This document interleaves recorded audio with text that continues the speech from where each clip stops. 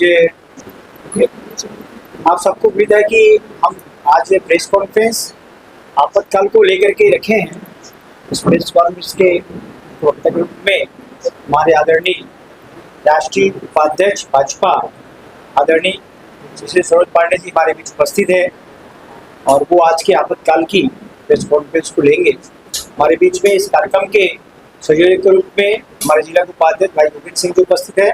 दोनों महामंत्री जो है भाई प्रेमलाल जी और विजय सिंह जी, और आज के प्रेस कॉन्फ्रेंस को हम लोग प्रारंभ करते हैं। नमस्कार बंधुओं, आज का जो मुख्य विषय है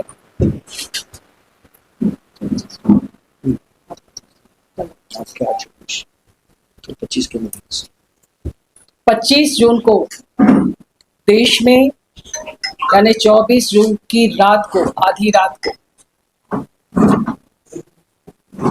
11:45 पर देश के लोकतंत्र की हत्या कर दी गई और देश में इमरजेंसी लागू हुई। 50 वर्ष पूरे हुए इमरजेंसी के विषय को, और देश में 50 वर्ष पूर्व जो घटनाक्रम घटित हुए उस काले अध्याय को 50 वर्ष पूरे होने पर भारतीय जनता पार्टी ने पूरे देश भर में इस विषय पर सेमिनार बुलाए हैं। इस विषय को हम जिले में लेकर जा रहे हैं और पार्टी ने एक निर्धारित कार्यक्रम किया है।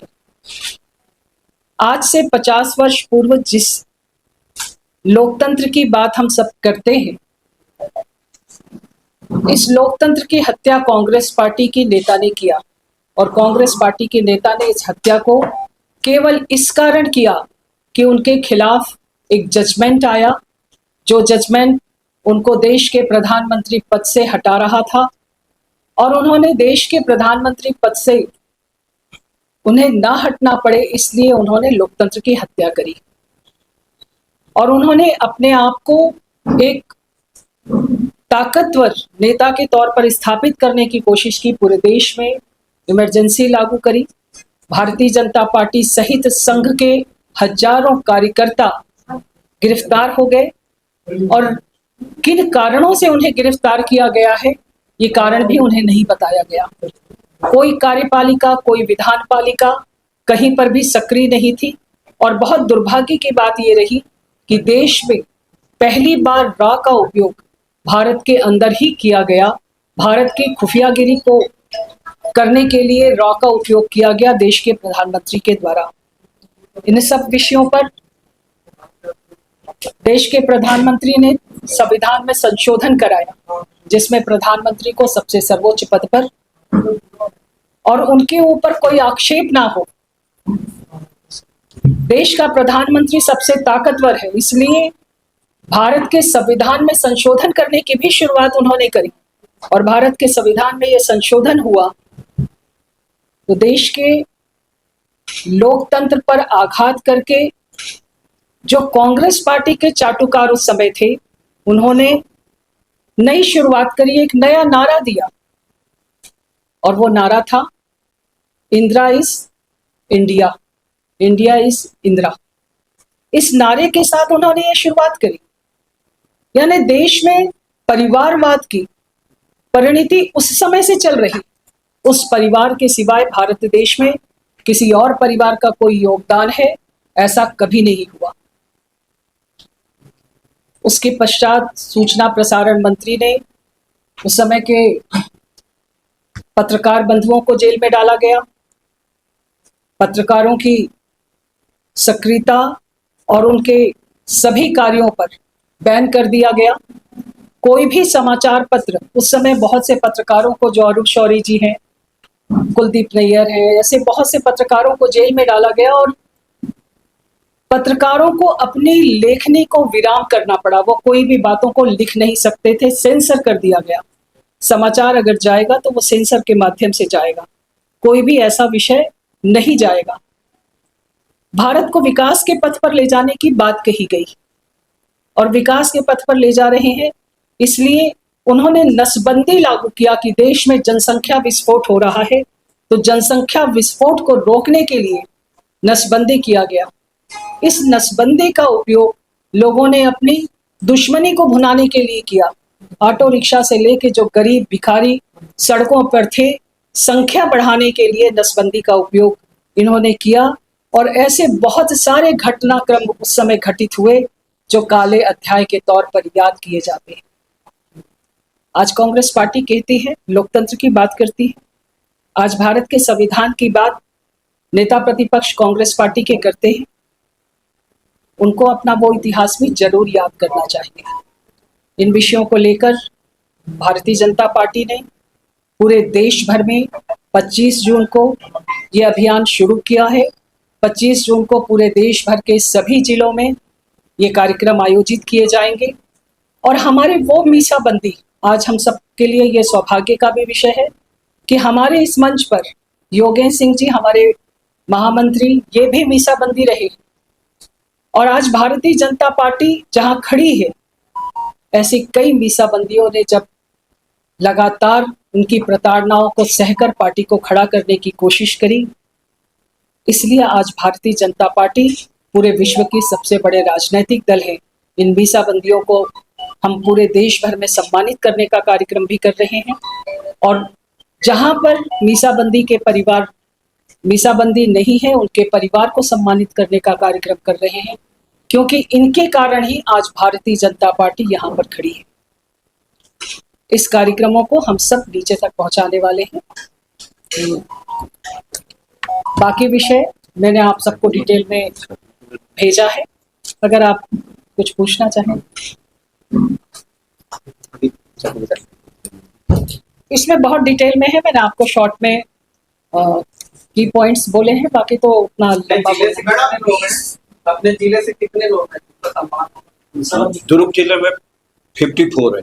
अपने भिलाई में करीब 25 लोग का तैयार मतलब है, लिस्टिंग आई है, उन 25 लोगों को सम्मान कर रहे हैं।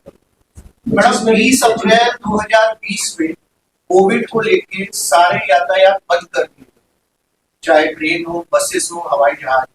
उसके बाद सैकड़ों हजारों मजदूर उत्तर प्रदेश के, कर्नाटक, हरियाणा, पंजाब से पैदल गए, लाखों की मौत हुई। उस संबंध में राष्ट्रीय पदाधिकारी होने के नाते ये बात को याद दिलाना चाहती हूँ कि कोविड की जो भयानक घटना थी, हम सब उसको याद नहीं करना मांगते, लेकिन जो कोविड की घटना के समय जिस प्रकार से अगर देश के प्रधानमंत्री ने जो व्यवस्थाएं करी थी, आपने देखा।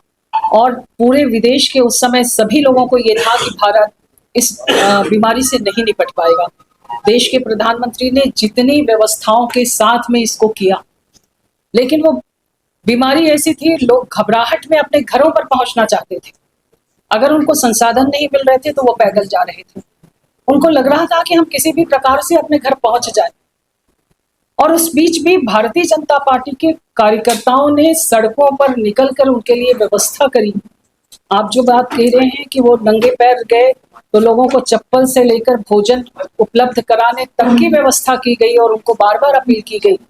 कोविड का जितना अच्छा उस समय संयोजन देश के प्रधानमंत्री नरेंद्र मोदी जी ने किया, अगर कोई कमजोर नेतृत्व होता तो मौत की संख्या हजारों में नहीं करोड़ों में होती। अच्छा मैम, विपक्ष हमेशा कहता है बीजेपी जो है मुद्दे की बात नहीं करती है, रोजगार की बात नहीं करती है, डेवलपमेंट की बात नहीं करती, सिर्फ एक ही बात। एक ही बात क्या है? परिवार, कांग्रेस। रोजगार की बात नहीं होती देश में, संविधान खतरे में है।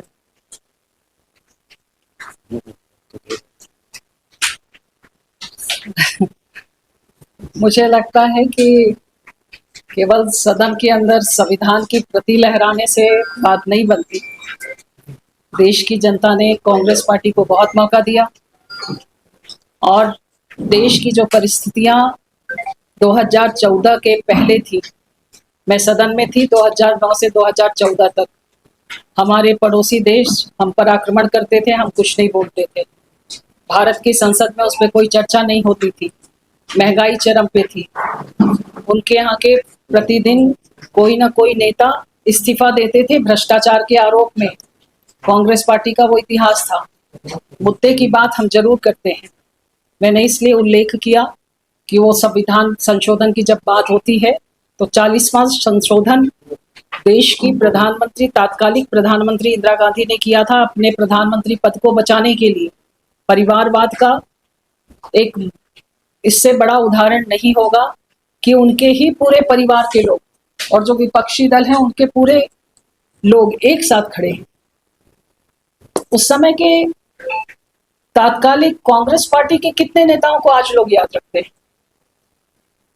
और भारतीय जनता पार्टी एक तरफ है, भारतीय जनता पार्टी के एक सबसे नीचे इकाई पे काम करने वाले, बूथ लेवल पर काम करने वाले नेता गृह मंत्री हैं आज देश के। तो हमारे यहाँ बूथ के कार्यकर्ता को भी सर्वोच्च शिखर पर काम करने का अवसर मिलता है। हमारे देश के प्रधानमंत्री जी बहुत ही गरीब परिवार से आते हैं, इसलिए वो गरीबी को समझते हैं।